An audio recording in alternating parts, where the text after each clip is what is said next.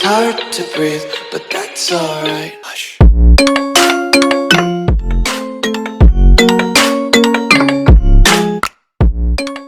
Hello everyone, last lecture में access के हमने रिच टेक्स्ट तक देखा था।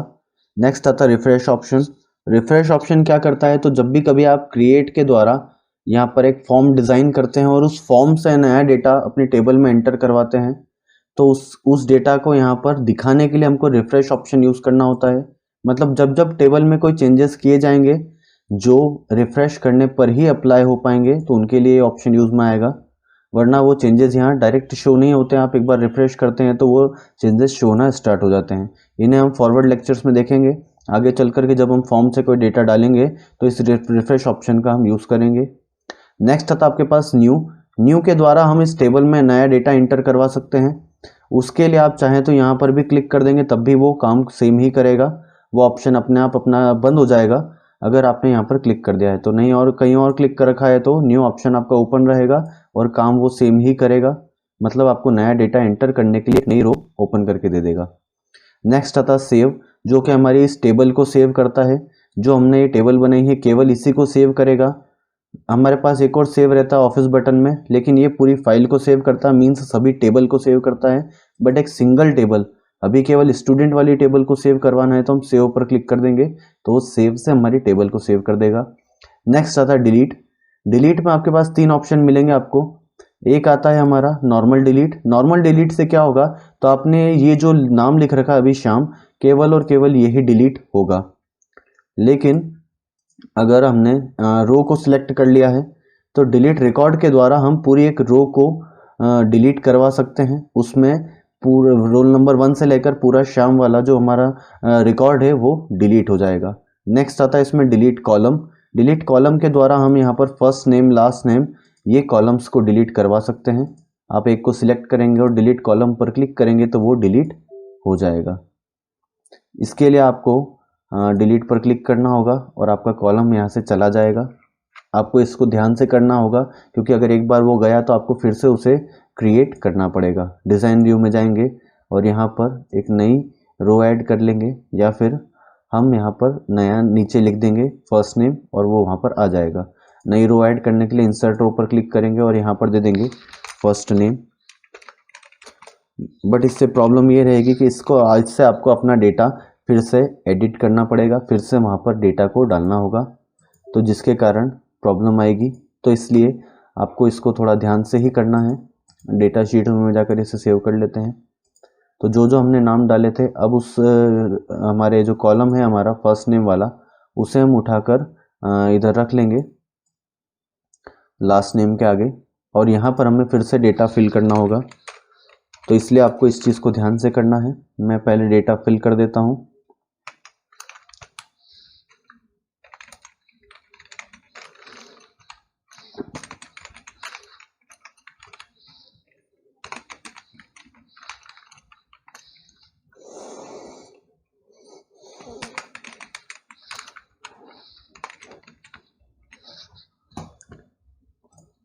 तो ये हमने डेटा फिल कर दिया है।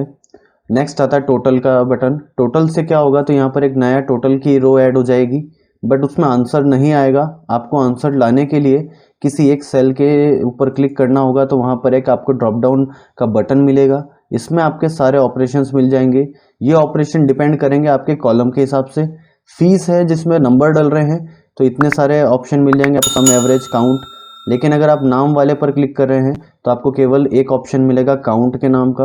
वो क्या करेगा, तो हमारी वैल्यूज़ को काउंट करके आंसर बता देगा। अभी उसने बता दिया 6, मतलब हमारी वैल्यूज़ यहाँ पर टोटल है 6 वैल्यूज़। आप चाहें तो इसे यहाँ पर सम भी करवा सकते हैं, तो लास्ट में आपका सम आ जाएगा सभी वैल्यूज़ का। उसके अलावा और भी कुछ आप काउंट करवाना चाहें या सम करवाना चाहें, वो आप पर डिपेंड करता है। नेक्स्ट आता है यहाँ पर स्पेलिंग, जो कि नॉर्मल सी बात है, स्पेलिंग को चेक करेगा कौन कौन सी स्पेलिंग आपकी इंग्लिश डिक्शनरी में नहीं होती है। तो यहाँ पर अगर वो बताता तो फिर भी नाम के लिए बता देता, क्योंकि नाम हमारे यहाँ पे जो भी हिंदी के नाम है वो इंग्लिश में नहीं ऐड होते हैं। तो अगर आपको इग्नोर करवाने हैं तो आप इग्नोर करवा सकते हैं। चेंज करवाना हो तो यहाँ से जो भी चेंजेस आपको लेने हैं उसके हिसाब से नाम चेंज हो जाएगा। नेक्स्ट आता है आपका मोर। मोर में आपके पास आता है रो की हाइट। रो की हाइट यहाँ पर आप डायरेक्ट भी एक्सपेंड कर सकते हैं इससे लेकर, लेकिन अगर आप चाहें तो यहाँ से रो की हाइट कम ज़्यादा की जा सकती है। यहाँ पर आप जो भी नंबर डालेंगे वो आपको मिल जाएगा। स्टैंडर्ड हाइट से कंप्यूटर खुद उस हाइट को सेट कर देगा जो बाय डिफ़ॉल्ट आती है इसमें 14.25। नेक्स्ट आता सब डेटा शीट। सब डेटा शीट हमें इसका इफेक्ट तब मिलेगा जब हम यहाँ पर डेटाबेस टूल में जाकर रिलेशनशिप को अप्लाई करेंगे। सब डेटा शीट क्या करता है, तो इसी शीट के अंदर एक नई शीट जोड़ देता है जिससे हम उसे अंदर तक देख पाएँ। तो सब डेटा शीट हम बाद में देख लेंगे जब हम रिलेशनशिप का यूज़ करेंगे। नेक्स्ट आता हाइड कॉलम। हाइड कॉलम से जो भी कॉलम आपने सिलेक्ट कर रखा है उसे आप हाइड करवा सकते हैं। मेरे इसमें फर्स्ट नेम सिलेक्टेड था तो अब वो हाइड हो गया है। उसे ओपन करवाने के लिए हम अनहाइड पर क्लिक करेंगे तो वो बता देगा आपको कौन सा कॉलम अनहाइड करना है। तो मुझे फर्स्ट नेम करना है तो इसके लिए मैं यहाँ पर चेक कर दूंगा और इसे क्लोज कर दूंगा तो मेरा फर्स्ट नेम यहाँ पर अपीयर हो जाएगा। नेक्स्ट आता है इसमें फ्रीज अनफ्रीज। फ्रीज अनफ्रीज का बहुत सीधा सा मतलब है कि अगर आपको कोई सा एक कॉलम फ्रीज करवाना है तो आप इस पर क्लिक करेंगे फ्रीज पर। पहले मैं थोड़ी साइज बड़ी कर लेता हूँ ताकि आपको दिख जाएगा अच्छे से ये।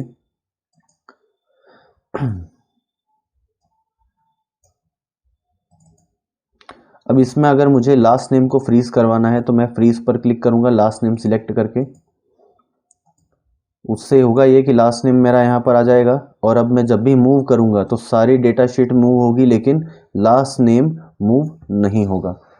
तो फ्रीज क्या करेगा, तो किसी चीज़ को यहाँ पर रोक देगा जिससे आप केवल उसको स्टैटिक बना सकते हैं, बाकी सब मूवेबल रहेगा। अनफ्रीज से वो फ्री हो जाएगा, अब साथ में वो भी मूवेबल बन जाएगा। तो यहाँ से लास्ट नेम जो था पहले स्टैटिक जो रुका हुआ था अब वो भी मूवेबल है। नेक्स्ट आता है इसमें कॉलम की विड्थ। आप किसी कॉलम को कितना बड़ा रखना चाहते हैं तो कॉलम की विड्थ में आप यहाँ पर बड़ा कर दे सकते हैं। वैल्यू मान लीजिए मैंने दे दी 20 तो लास्ट नेम की विड्थ हो जाएगी मेरी 20। इसी में अगर हम स्टैंडर्ड विड्थ तो दे दें तो सबसे बढ़िया वो ही रहती है, वो सभी पर अप्लाई होगी तो आपको उसी को अप्लाई करना रहेगा। तो इसके लिए हम अभी इसको फिर से इसकी साइज़ कम कर देते हैं 11, हमारा डेटा फिट हो जाएगा। तो ऐसे आप यहाँ पर किसी भी चीज़ को रख सकते हैं या किसी भी चीज़ को हटा सकते हैं। आई होप आपको ये समझ में आया होगा। तो इस लेक्चर में इतना ही है। नेक्स्ट लेक्चर में हम सोर्ट से पढ़ेंगे आगे। तो इस लेक्चर में इतना ही। नेक्स्ट लेक्चर तक के लिए thank you and good bye.